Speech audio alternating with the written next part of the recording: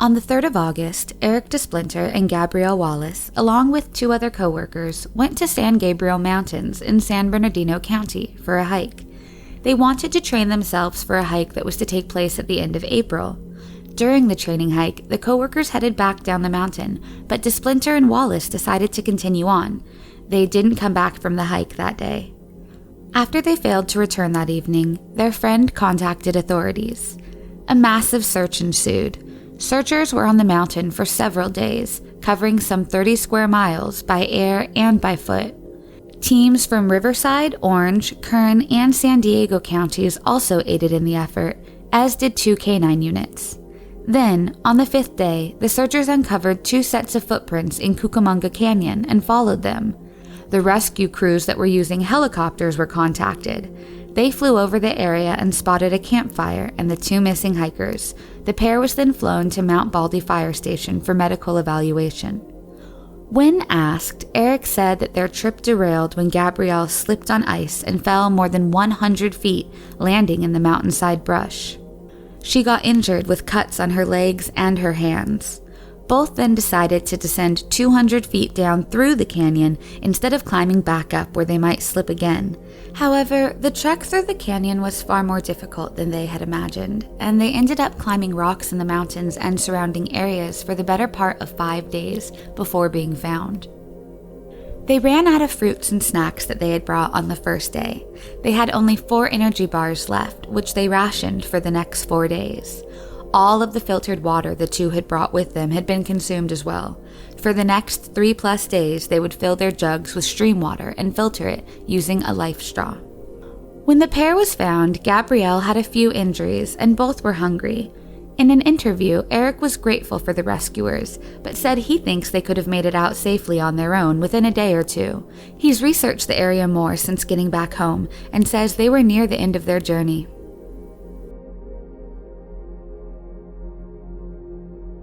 Madeline Connelly, 23, lived in River Forest and was an experienced hiker. In May of 2017, Madeline had a job interview in Alaska for managing a bakery. In early May, on her way to Alaska, Madeline visited her uncle in Montana. On May 4th, she decided to go on a short hike with her dog, Mogi, at Great Bear Wilderness near Glacier National Park. They did not come back that night. When her uncle didn't see her the next day and couldn't contact her, he reported her missing. Police, family members, and volunteers launched an extensive search. Her parents flew to Montana to help in the search. Her car, a Subaru Outback, was found near a trailhead, but there was no sign of Madeline. The family was incredibly concerned as she had not taken food or water with her for the hike. The authorities used multiple helicopters and infrared cameras to find Madeline.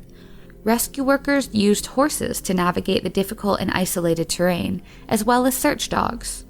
During the first day of the search, searchers found human shoe prints, followed by bear tracks. Initially, the searchers thought she may have encountered a bear and was attacked or was chased, but they did not find any signs of torn clothing or blood to indicate that she was attacked by a bear. The search went on for the next 5 days without any clue of her whereabouts. Then, after 6 days, on May 10th, Madeline was finally found by rescuers alive in a heavily wooded area about 4 miles from where she had parked her car at the trailhead. Other than being tired and hungry, she and her dog were completely fine. When she was found, she asked if she could hike back out, but rescuers insisted she be airlifted to the hospital. She was treated at Kalispell Regional Medical Center and released. When asked, Madeline said that while hiking, she realized she didn't have any water and stopped at a swimming hole. When they got back up, they took a wrong turn and got lost. When she realized she was lost, she figured she was on the loop of a trail, and if she continued walking, she would get back to where she had been. She said she likely hiked 10 miles a day for a couple days, but slowed down after due to exhaustion. Connelly said she survived by drinking water out of creeks and streams. She did not have much to eat, and she was unable to start a fire at night to keep warm in the near-freezing temperatures. All she was wearing was overalls, a sweater with a hood, and a t-shirt. Her dog kept Madeline warm as they slept under the shelter of large trees at night. She found animal bones and excrement to feed Mogi to keep her alive. After the rescue, Madeline stayed in Montana for the summer and skipped her job interview in Alaska.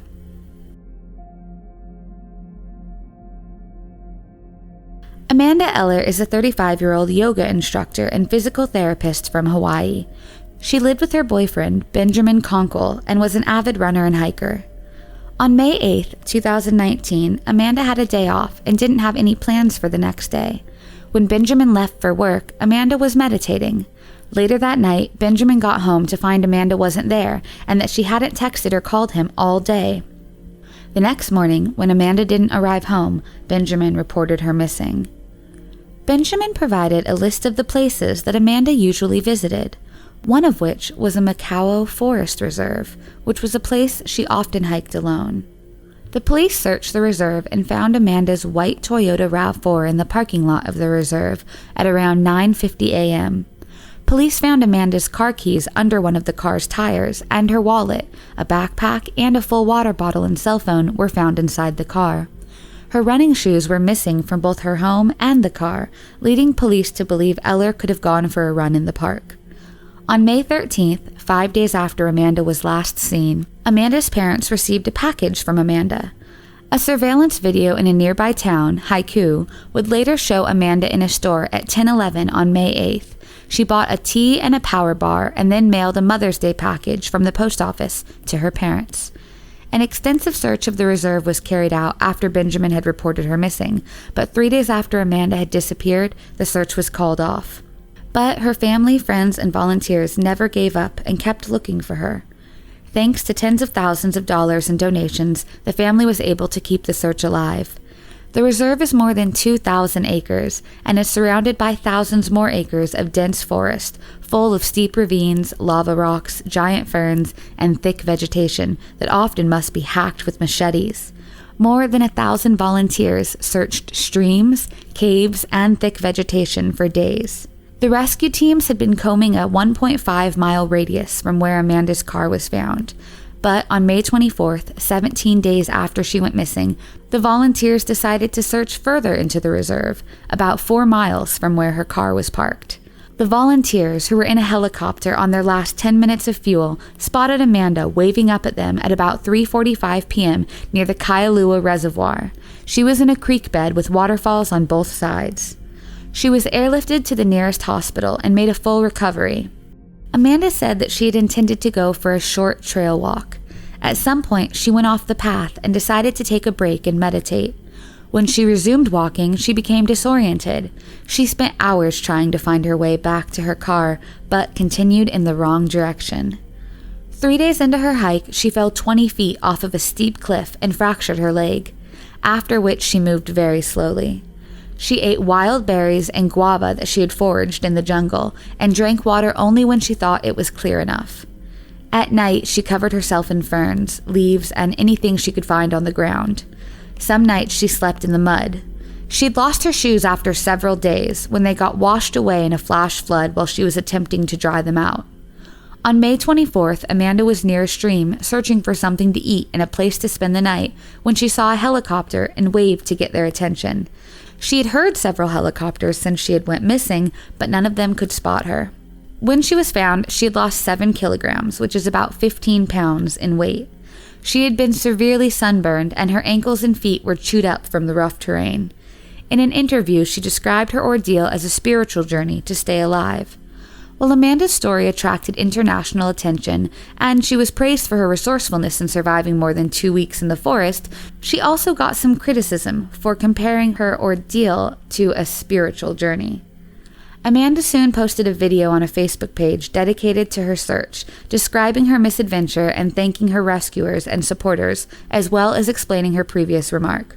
She apologized for being irresponsible and for describing her ordeal as a spiritual journey. She admitted her journey could have been a lot shorter if she had been better prepared. She said, quote, "I was naive, and it was irresponsible of me to head out into the woods that day the way that I did," end quote.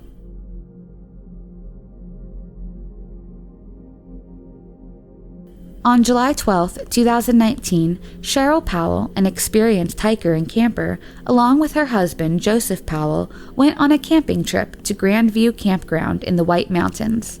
After looking around for a few minutes, they agreed on a campsite. While her husband repositioned their Jeep, Sheryl took their dog, Miley, for a quick walk. After parking the car, Joseph couldn't find Sheryl and Miley anywhere. He searched the area, honked the horn, and called for her, but couldn't find her. He searched for almost an hour before calling the authorities. Search and rescue teams began their search immediately. They used ground and air support from local, state, and federal agencies. They used dogs, helicopters, and drones with satellite and thermal imaging cameras to look for Sheryl. Authorities interviewed people at the campground and used a loudspeaker to call out for Sheryl. For 4 days, the search and investigation bore no fruit. Authorities couldn't find anything suspicious in their investigation. Authorities considered the possibility that Sheryl may have been abducted. Then, 4 days later, searchers would find Miley barking about 2.5 miles from the campground. A short while later, they found Sheryl Powell alive but exhausted, about 200 yards away from Miley. Sheryl was then taken to the nearest hospital for medical clearance. Sheryl told authorities that during the walk, a man jumped out from behind a tree and threatened her and her dog. He said, quote, "The first thing that's going to happen here is I'm going to use this knife on your dog. And then if you don't let me have my way with you, I'm going to use it on you." End quote. Sheryl said the man had grabbed her by the wrist. She managed to wrestle free of his grip, grabbed her dog in her arms, and ran away, not stopping until she was sure the man was not chasing her. But after she was able to escape her would-be attacker, she realized she was lost in the wilderness. Being an experienced hiker, Sheryl focused on getting food and water to keep herself and her dog alive. She managed to find water and a cactus to eat to keep her energy up. She rationed a turkey treat that she had had with her for Miley. She only hiked at night to avoid dehydration and crossing paths with rattlesnakes. She had seen some helicopters passing by as they searched for her, but realized they were looking in the wrong direction. She decided she needed to get to higher ground to be spotted by them. She tied Miley to a tree near some water and went up to look for helicopters. A few hours later, both were found. Sheryl described the man as a white male with tanned skin, bald head, dark eyes, and brown eyebrows, under 6 feet in height and about 180 pounds. He was around 50 years old, and she recalls that he had a southern accent.